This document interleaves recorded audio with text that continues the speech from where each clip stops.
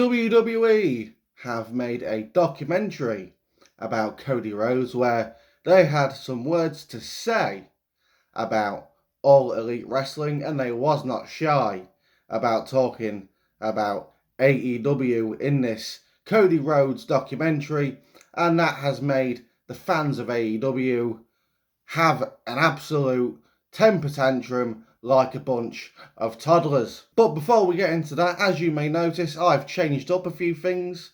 I saw the terrible failure that was my last video, and I thought, okay, I'm going to change a few things whilst also being myself and not being a sellout like everybody else. Let me know if you like it, and let me know if you don't.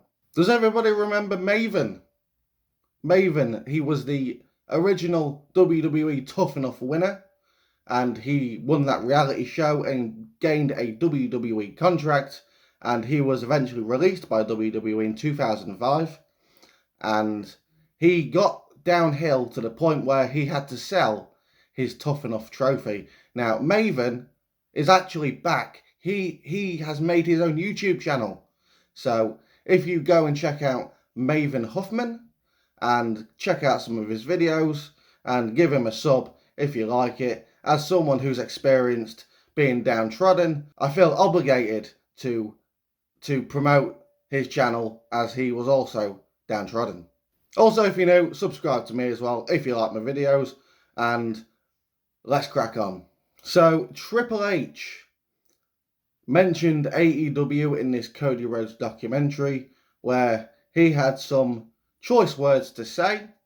It wasn't exactly offensive. In fact, it was quite factual. However, that didn't stop AEW fans from having a massive outburst of rage towards Triple H and WWE. Now, I can't play the clips of the documentary on here because I'll get a copyright strike, but luckily there are a bunch of parrots all over Twitter that like to repost these quotes so they can get the clicks. So, from NoDQ.com, Triple H calls AEW a secondary promotion during Cody Rhodes' Peacock documentary. And then this article from Wrestling World CC, Cody Rhodes said he left AEW due to a personal issue, and it wasn't related to money or other talents.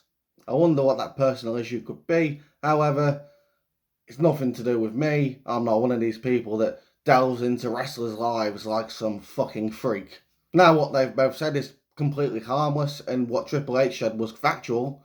AEW are secondary, but people still love to complain about the situation because they are a bunch of children and they love watching children. These people aren't wrestling fans. They're not. They just want to see flips. They want to see people breaking their necks. They don't care. They don't care about the wrestler's well-being. They don't care about the health. All they care about is seeing some 450s and virtue signalling. That is all they care about. If they did care, they'd actually buy tickets to Dynamite, which they don't. And then this leads all the AEW fans to say, well, Wembley this, Wembley that. We've got Wembley 70,000 tickets. Shut up. Over here in England, we barely get wrestling. Of course it's going to sell out if it's sold out. There could be some shenanigans at play, but if it has sold out, of course it's going to.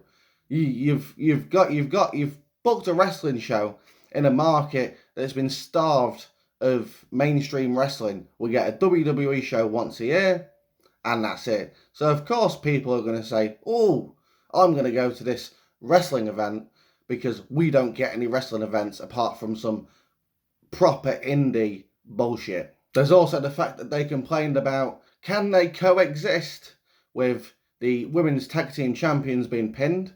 They complained about that. They said, how can you do such a thing? But AEW, they did, can they coexist with Adam Cole and MJF?